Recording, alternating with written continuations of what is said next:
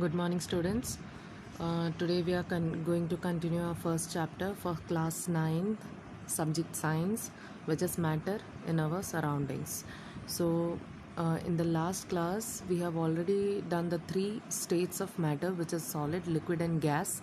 We have done a detailing all the characteristics we have discussed in the previous classes regarding each and every state, like solids characteristic, liquids characteristics and gaseous characteristics. So आज हम उसी के related इन text question discuss करने वाले हैं. उसके बाद जो आपके टेक्स्ट में दिया है in text question within the textbook after a topic there are questions regarding that topic, so we are going to discuss that one in text questions. ठीक है, क्योंकि सारे क्वेश्चंस उसके रिलेटेड सारे indirectly दिए हैं, कोई भी डायरेक्ट क्वेश्चंस नहीं है. So we need to discuss that a bit. मैंने आंसर के साथ यहाँ पे मैंने प्रोवाइड किया है ताकि आपको मतलब जो आंसर में मेन पॉइंट्स होने चाहिए वो मैंने यहाँ पे आपको प्रोवाइड किया है. एंड कुछ आंसर्स ऑलरेडी लास्ट क्लास या प्रीवियस क्लास के जो स्लाइड्स हैं उसके अंदर आपको मिल जाएंगे. वो हम जैसे ही डिस्कस करते जाएंगे तब मैं आपको बताती जाऊंगी. ठीक है, so moving on to our next topic which is the in text questions provided in the textbook. ठीक है, और वो भी solid, liquid and gaseous state, three states of matter के बाद जो क्वेश्चंस हैं वो. So first question is question as it is मैंने यहाँ पे पेस्ट कर दिया है, कॉपी पेस्ट कर दिया है from your text book. The first question is the mass per unit volume of a substance is called density. मतलब पहले ही उन्होंने बता दिया है what do you mean by density. जब हमने डिस्कस किया था तब मैंने आपको बताया था कि डेंसिटी एक फिज़िकल क्वांटिटी होती है जैसे वॉल्यूम है. तो डेंसिटी एक्चुअल में क्या होता है, density is equal to mass by volume. यहाँ पे दिया है density is equal to mass by volume.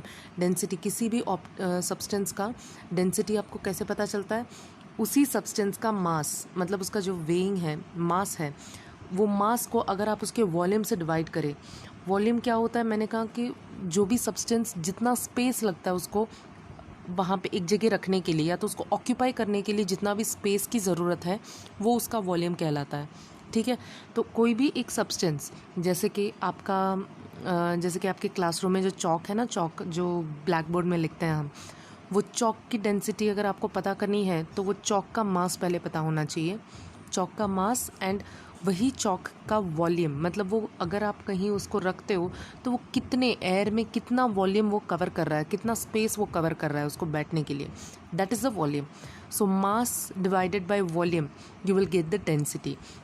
अब ये सारी चीज़ें क्या है ऑलरेडी, जैसे कि जो नेचुरल चीज़ें हैं जैसे एयर है, वाटर है, आइस है, ठीक है, या तो पेट्रोल है, केरोसिन है, ऑयल, तो इन सब की डेंसिटी ऑलरेडी फाइंड आउट है, मतलब फाइंड आउट किए हुए हैं already. We have calculated it. Standardised amounts है, स्टैंडर्डाइज्ड मेजरमेंट्स होते हैं वो सारे, क्योंकि एयर का हमेशा डेंसिटी एक ही होता है. ठीक है, वो कभी चेंज नहीं होता. तो एयर, वाटर, ये सब के डेंसिटी एक ही होते हैं. तो इन सब की डेंसिटी के बारे में आप और भी मतलब आप ही 9th स्टैंडर्ड में ही आप जैसे ही फिज़िक्स के चैप्टर्स पढ़ने लगोगे तो इस सब के बारे में आप डिटेल में करने लगोगे. अभी जस्ट एक ओवरव्यू मैंने बता दिया है कि क्या होता है डेंसिटी एंड वो कैसे फाइंड आउट किया जाता है. तो फर्स्ट क्वेश्चन डेंसिटी के रिगार्डिंग में है. अब यहाँ पे डेंसिटी के रिगार्डिंग में है तो ऑब्वियसली अब यहाँ पे आपने क्या पढ़ा था, डिफरेंट स्टेट्स ऑफ मैटर पढ़ा था, सॉलिड, लिक्विड एंड गैस. तो उसी के रिलेटेड कुछ डेंसिटी का क्वेश्चन होगा. ठीक है, तो focus what do you mean by density. अगर पूछे what is density, then density is the mass per unit volume, या तो कह सकते हैं the mass per unit volume of a substance is called as density. देखो mass per unit volume, mass per मतलब mass, यहाँ पे इक्वेशन देखो, इक्वेशन से आपको पता चल जाएगा. mass पर मतलब ये जो स्लैश है ना, डिवाइड हम लिखते हैं ना, मास डिवाइडेड बाय, उसको हम जब सेंटेंस में लिखते हैं हम पर कहते हैं. ठीक है, मास पर वॉल्यूम. ठीक है, यूनिट वॉल्यूम, मास पर यूनिट वॉल्यूम. क्यों यूनिट वॉल्यूम, क्योंकि एयर का जो वॉल्यूम है, अगर आप पूरे वर्ल्ड में जितने जहाँ कहीं भी एयर है उसका वॉल्यूम कैलकुलेट करने जाओ तो मेजर कर पाओगे नहीं. तो एक यूनिट वॉल्यूम होता है, मतलब एक स्टैंडर्डाइज्ड एक वॉल्यूम हम फिक्स कर देते हैं कि हाँ इतना यूनिट यहाँ से यहाँ तक का. ठीक है, तो उसको हम यूनिट कहते हैं. ठीक ठीक है। तो हम उसको जितना भी चाहे उसको जनरलाइज कर सकते हैं, 10 यूनिट में कन्वर्ट कर सकते हैं, 100 यूनिट में कन्वर्ट कर सकते हैं, है ना। तो यहाँ पे जब भी हम वॉल्यूम की बात करेंगे तो एक फिक्सड यूनिट की बात करेंगे, इसलिए हम कहते हैं density is mass per unit volume, ठीक है। Now what you mean by density, वो आपको पता चल गया। What is the equation for that, density is equal to mass by volume. अब क्वेश्चन क्या पूछा, ये तो हुई डेंसिटी के बारे में। क्वेश्चन क्या पूछा है एक्चुअल में, arrange the following in the order of increasing density, मतलब जितने भी हैं यहाँ पे air, exhaust from chimneys, Honey, water, chalk, cotton and iron, जितने भी सब्सटेंस यहाँ पे दिए हैं उन सबको उनके डेंसिटी के हिसाब से इंक्रीजिंग ऑर्डर में अरेंज करना है आपको। मतलब इंक्रीजिंग ऑर्डर मतलब सबसे कम वाला पहले आएगा और सबसे ज़्यादा जिसकी डेंसिटी होगी वो सबसे बाद में आएगा, मतलब लास्ट में, ठीक है। इंक्रीजिंग ऑर्डर मतलब सबसे कम से ज़्यादा, लोअर से हायर में तरफ। तो यहाँ पे क्या क्या दिया है, देखो कौन कौन से सब्सटेंस दिए हैं यहाँ पे। एयर दिया है, एक तो एयर दिया है, फिर एग्जॉस्ट फ्रॉम चिमनीज़।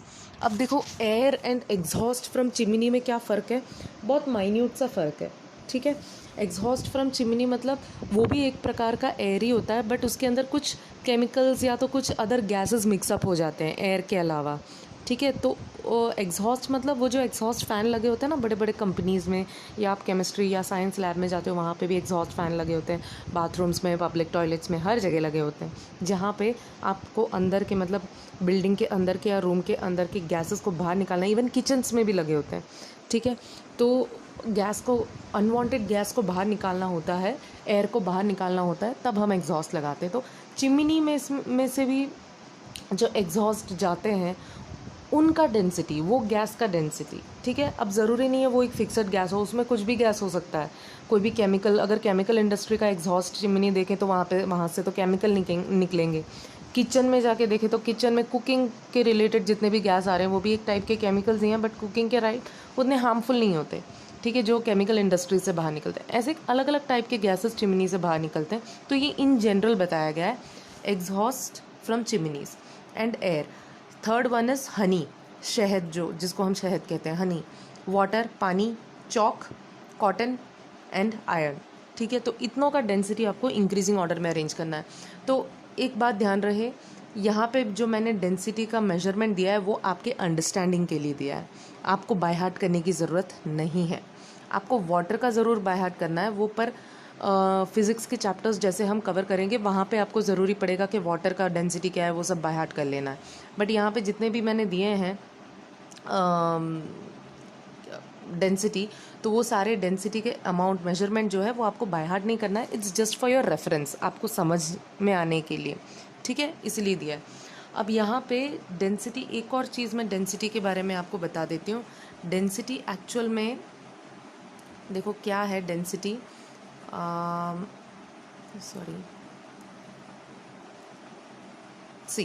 डेंसिटी वो होता है डेंसिटी ऑफ सॉलिड्स।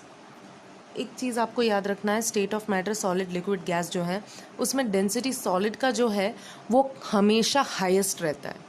अगर आप यहाँ पे देखो तो सॉलिड सब्सटेंस भी दिए हैं, लिक्विड सब्सटेंस भी दिए, गैसियस सब्सटेंस भी दिए। एयर गैस है, वाटर लिक्विड है, आयरन जो है वो सॉलिड है।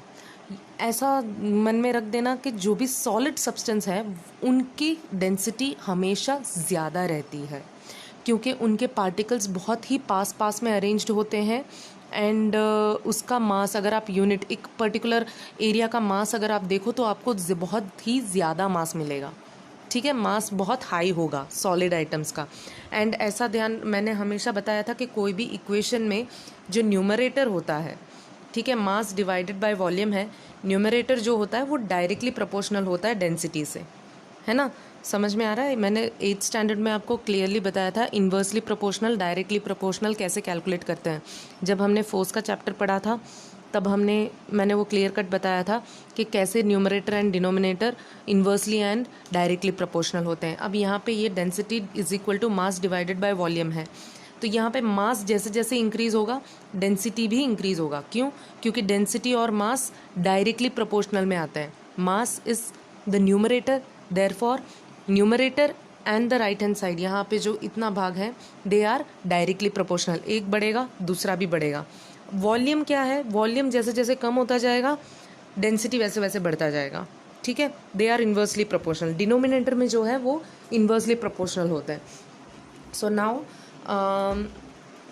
यहाँ पे हम ऐसा कह सकते हैं कि जो भी सॉलिड, इसीलिए हम कह सकते हैं कि जितने भी सॉलिड आइटम्स हैं वो उनकी डेंसिटी हमेशा हाईएस्ट रहती है, क्योंकि उनका मास हमेशा एयर एंड लिक्विड से ज़्यादा रहता है, ठीक है। सो इसलिए हम जनरली अगर बताएं तो density of solids is the highest compared to that of liquids and gases. Liquids and gases से ज़्यादा सॉलिड्स की डेंसिटी बहुत हायर रहती है, ठीक है। इसीलिए अगर आप देखो तो कोई भी जो हैवी मटेरियल होता है, सॉलिड मटेरियल, आप पानी में डालोगे तो वो डूब जाता है, ठीक है। कुछ कुछ एक्सेप्शनल केसेस हैं, जैसे कि प्लास्टिक के बॉटल्स हैं। अगर प्लास्टिक के बॉटल खाली हो, खाली प्लास्टिक के बॉटल आप पानी में डालो तो वो फ्लोट करेगा।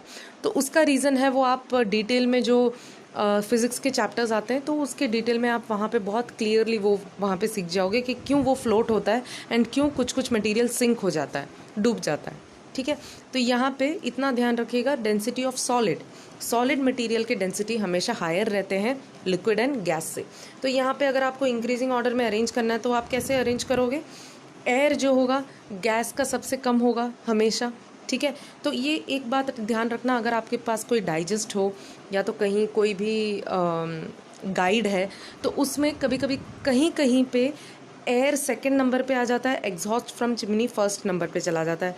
किसी किसी गाइड में रिवर्स हो जाता है, एयर फर्स्ट में चला जाता है, एग्जॉस्ट फ्रॉम चिमनी सेकंड में, क्योंकि उनके बीच में बहुत ही माइन्यूट वेरिएशन है।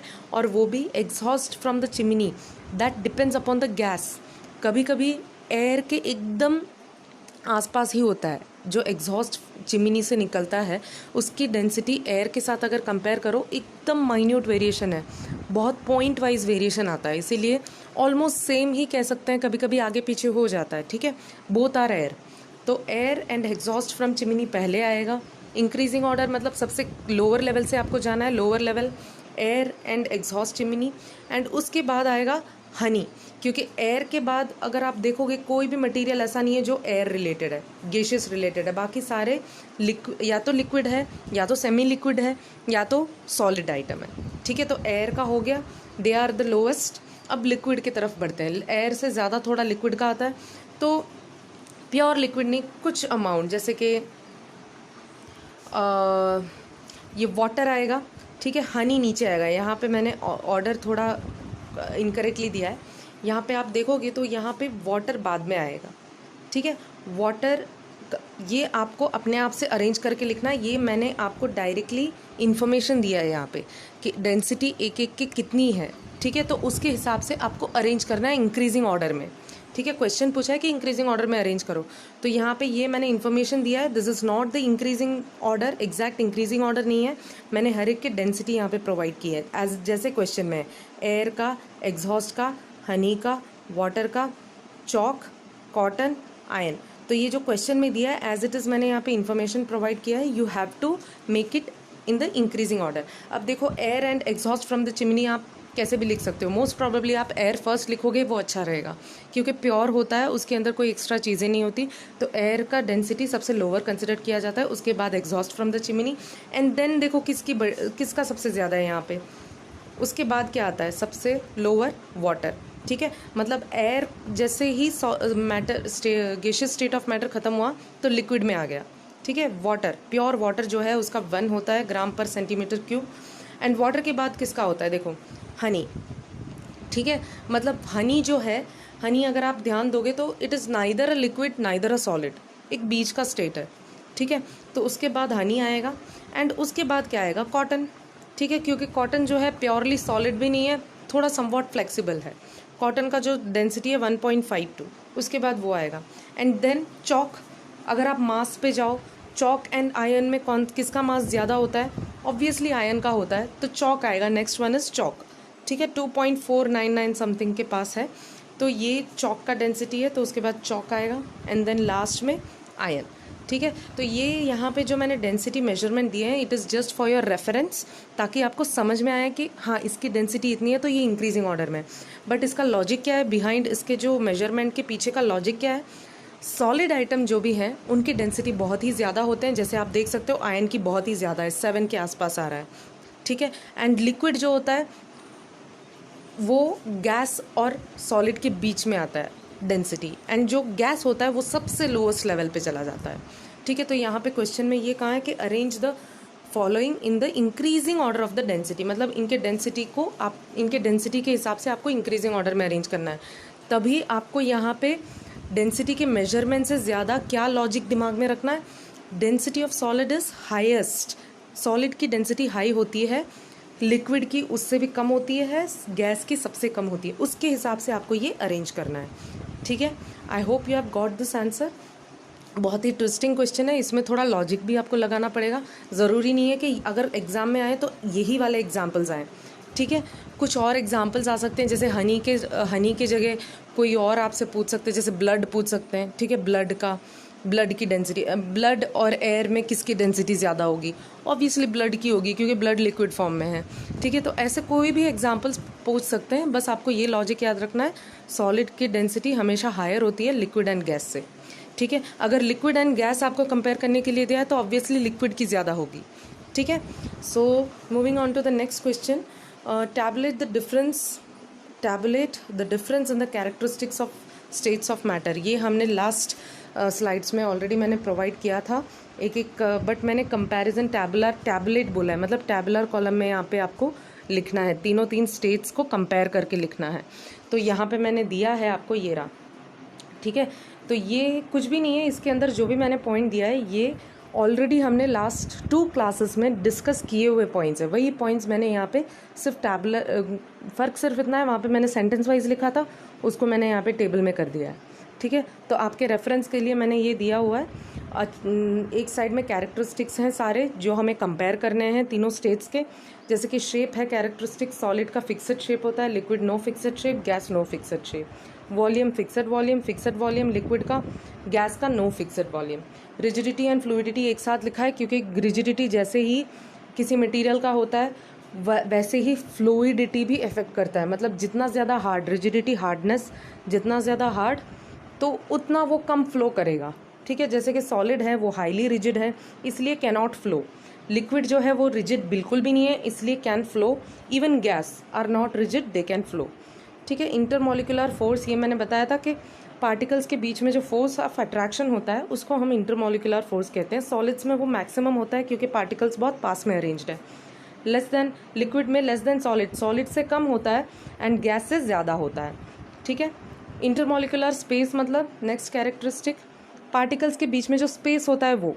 ठीक है, अगर सॉलिड में पार्टिकल्स बहुत पास अरेंज्ड है मतलब उनके बीच का स्पेस बहुत ही कम होता है, लीस्ट। ठीक है, intermolecular space is least for solids, liquids के लिए greater than solids and less than gas. ठीक है, गैस के लिए वो मैक्सिमम होता है, पार्टिकल्स बहुत ही दूर होते हैं।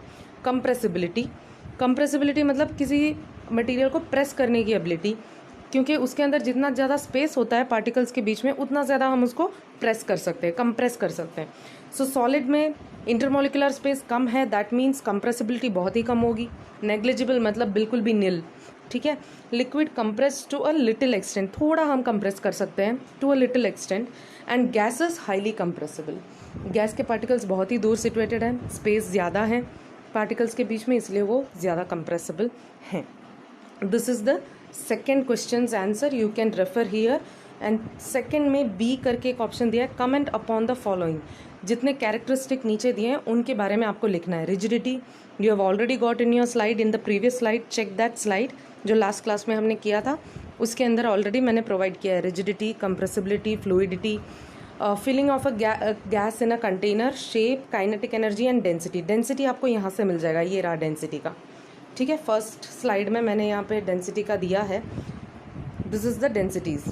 ठीक है, यहाँ पे सॉलिड का कैसा होता है, लिक्विड का कैसा होता है, गैस का कैसा होता है, सब कुछ यहाँ पे मैंने दिया है। So you can write that regarding the density. अब filling of a gas container and kinetic energy, यही 2 मिसिंग हैं, वो यहाँ पे मैंने आपको प्रोवाइड किया है।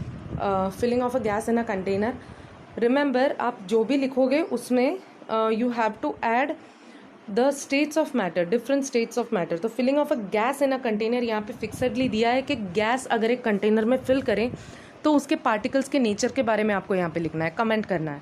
तो कैसे होगा, अगर आप एक कंटेनर में गैस को फिलअप करोगे तो particles of gas will vibrate randomly in all direction, मतलब वो सारे डायरेक्शन में मूव करने लगेंगे।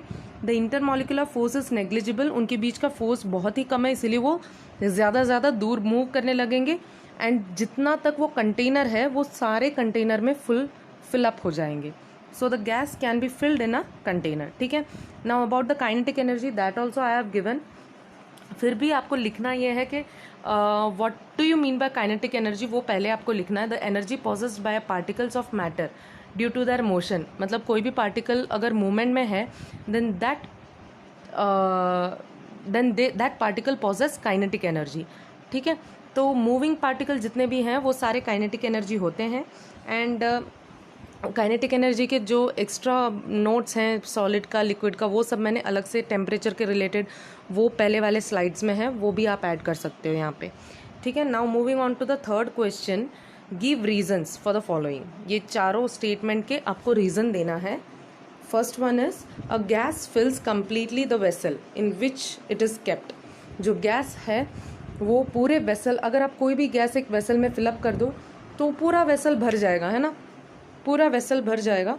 तो उसका रीज़न देना है। ऑब्वियसली यहाँ पे हमने ऑलरेडी डिस्कस कर लिया है, कोई भी गैस अगर आप कोई भी कंटेनर में या वेसल में भरते हो तो वो इतने ज़्यादा फ्रीली मूविंग है उनके अंदर के पार्टिकल्स कि वो हर जगह जाके, हर एक कोने में जाके टकरा लेते हैं। मतलब जितना भी वो वेसल है, वेसल का बाउंड्री है, वहाँ तक वो मूव करने लगेंगे, because they have very large intermolecular space between them and they move in all direction. Particles जो होते हैं वो सारे डायरेक्शन में मूव करेंगे and hence they completely fill up that vessel.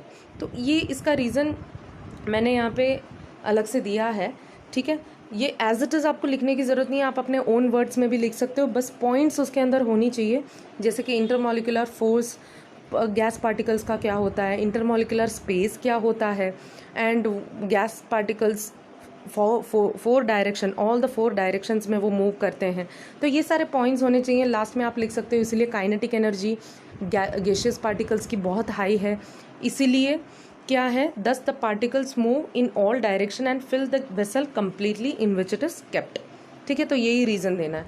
Now next देखो, बी कौन सा है, a gas exerts pressure on the walls of container. Same thing है, अगर एक गैस अगर आप कंटेनर में भर के रखते हो तो वो कंटेनर के वॉल्स, मतलब जहाँ पे वो कंटेनर एंड होता है वहाँ पे गैस क्या है, वो गैस के पार्टिकल्स प्रेशर देंगी उनको, मतलब वॉल्स ऑफ द कंटेनर में प्रेशर एक्सर्ट होगा।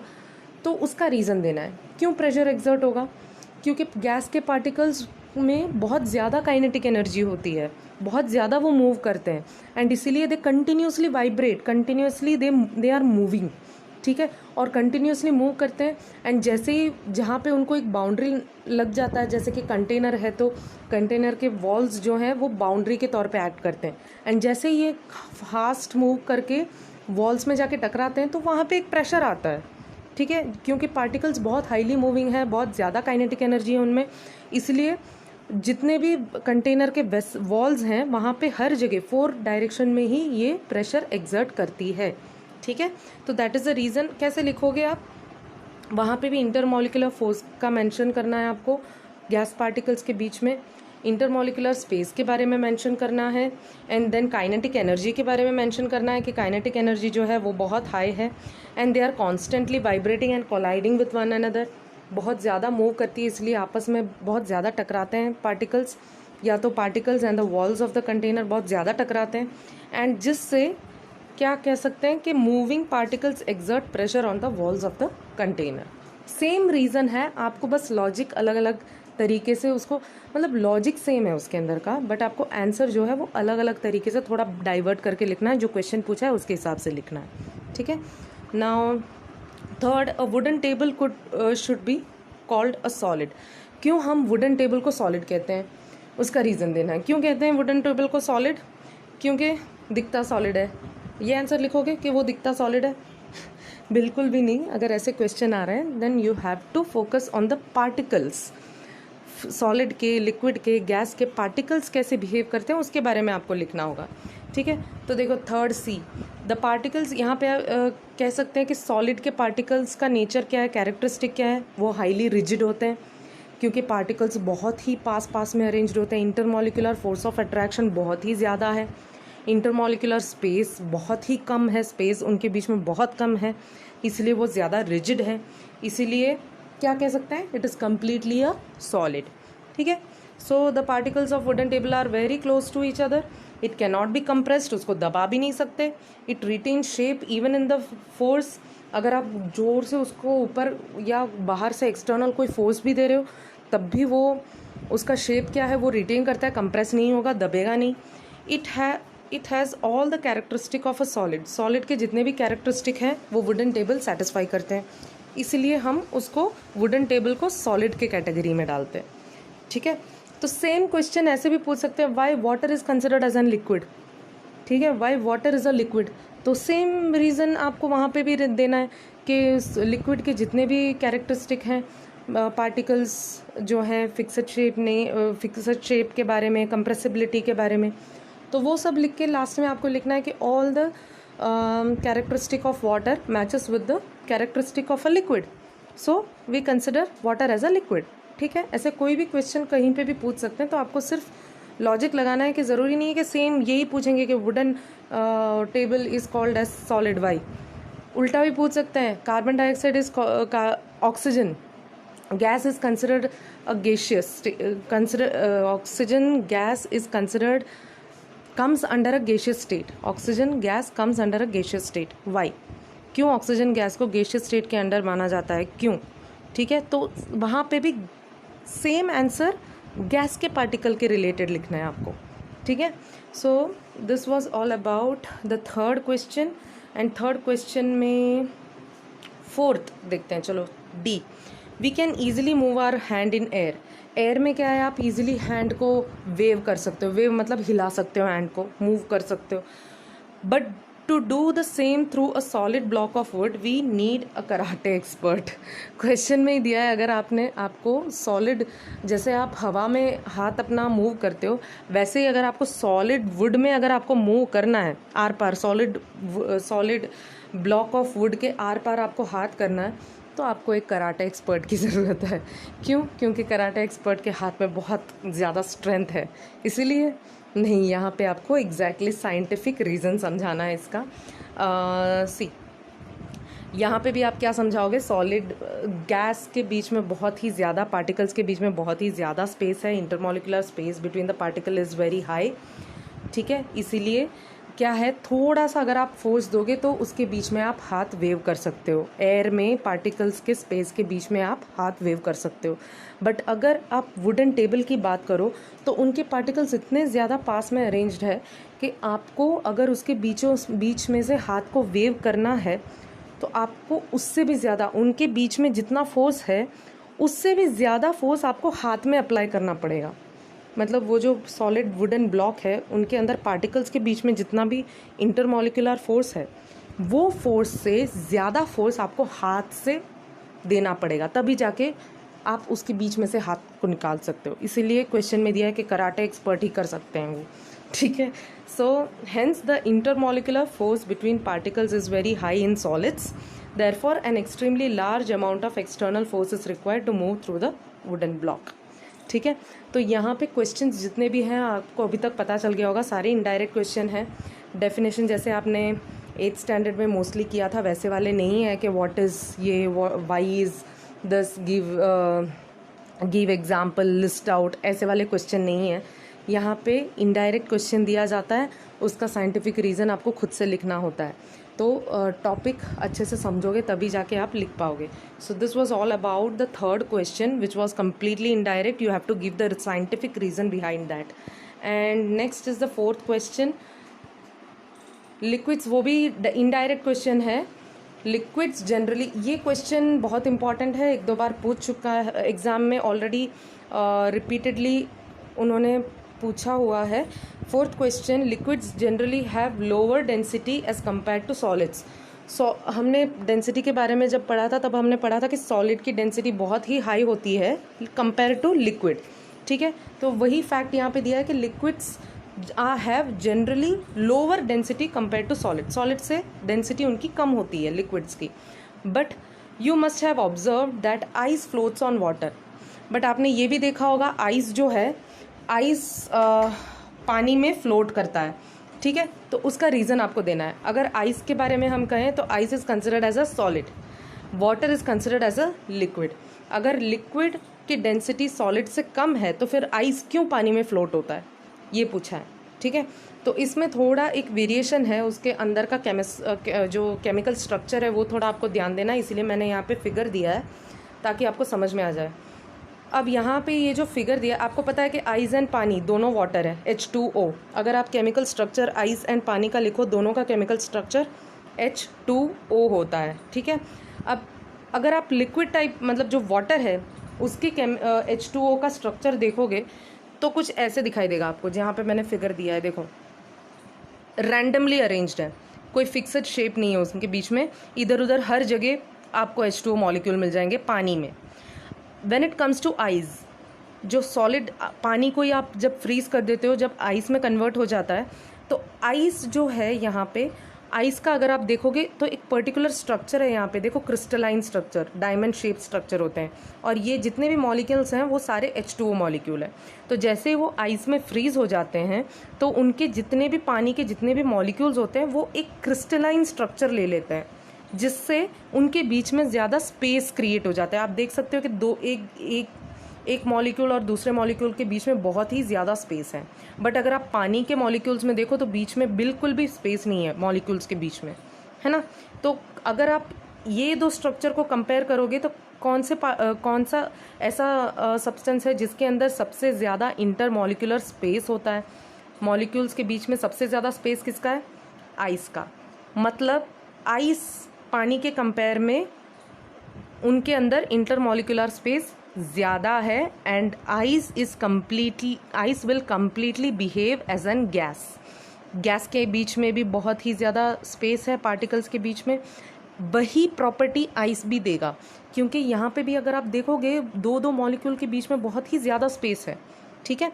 सो दिस इज़ कंसिडर्ड एज, अगर मास में अगर आप देखो तब भी वाटर से कम होगा, डेंसिटी में देखो तब भी वाटर से कम ही होगा, भले वो सॉलिड है, ठीक है। वाटर एंड आइस दोनों एक ही मटेरियल है, एक ही स्ट्रक्चरल फॉर्मूला है दोनों का, बट उनकी जो स्ट्रक्चरल अरेंजमेंट है वो दोनों फ़र्क होता है, उनमें फ़र्क है। वाटर में बीच में इंटरमॉलिक्यूलर स्पेस नहीं है, बट आइस में जब आप देखते हो वो क्रिस्टलाइन फॉर्म में अरेंज हो जाते हैं और उनके बीच में बहुत ही ज़्यादा इंटरमॉलिक्यूलर स्पेस लग जाते हैं, जिसके वजह से जब भी आप आइस पानी में डालते हो तो वो पानी के ऊपर फ्लोट करते हैं, उनका वज़न उतना ज़्यादा नहीं होता कि वो डूब जाए पानी में, ठीक है। सो आंसर कैसे लिख सकोगे आप, जस्ट मैं एक आउटलाइन दे देती हूँ कि आपको कैसे लिखना है। इन जनरल, अगर आप जनरल की बात, जनरली जो डेंसिटी होती है स्टेट्स ऑफ मैटर की, उसकी बात करें तो density of a solid is higher than that of liquid. But in the case of ice floats on water. Why?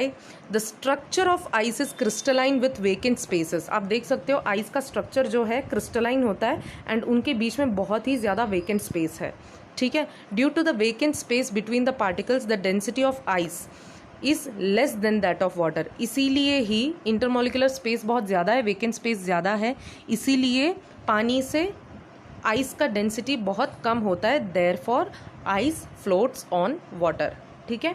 So this is regarding the fourth. अब ये जो है यहाँ पे ये फोर्थ क्वेश्चन के रिगार्डिंग में आप जब फिजिक्स के चैप्टर्स पढ़ोगे तो इससे थोड़ा डिटेल में उसमें कर लोगे, बट यहाँ पे अगर स्टेट्स ऑफ मैटर के तरीके से क्वेश्चन पूछा है तो आपको इसी तरीके से जवाब भी देना है। मतलब क्रिस्टलाइन फॉर्म होगा तो मॉलिक्यूल्स के बीच में बहुत ही ज़्यादा स्पेस होगा तो डेंसिटी कम हो जाएगा, ठीक है। नाउ नेक्स्ट टॉपिक आपके टेक्स्ट में दिया है, can matter change it's state. एक मैटर अपना स्टेट खुद चेंज कर सकता है कि नहीं, जैसे कि लिक्विड स्टेट ऑफ मैटर है, पानी सॉलिड में बदल सकता है या पानी जो है वो गैस में बदल सकता है तो क्यों और कैसे, ये आपको समझना है यहाँ पे, ठीक है। तो बस एक सिंपल सा एग्जांपल ले लो जो आप सब जानते हो, पानी का ही एग्जांपल ले लो। पानी जो है अपना स्टेट मैटर का जो स्टेट है वो चेंज कर सकती है, ठीक है। जस्ट लाइक दिस यहाँ पे दिया है, ठीक है। सॉलिड स्टेट, अगर आप सॉलिड स्टेट जो है जैसे कि आइस है, आइस को गर्म करोगे तो लिक्विड स्टेट में कन्वर्ट हो जाएगा, और लिक्विड स्टेट को भी और भी गर्म करोगे तो वो गैसियस स्टेट में कन्वर्ट हो जाएगा, जो कि वाटर वेपर है।